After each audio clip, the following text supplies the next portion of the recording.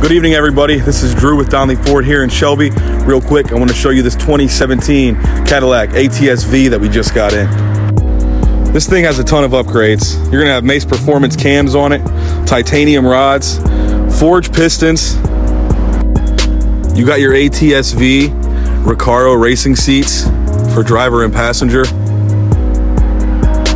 Tons of features in this, from memory seating to your upgraded Bose sound system to your heads-up display on the windshield.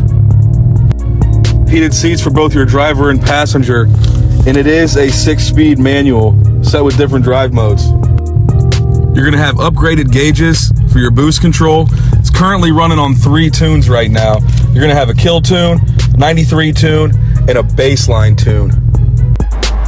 This vehicle is super slick. Keep in mind, it's also gonna come with the HP tuner.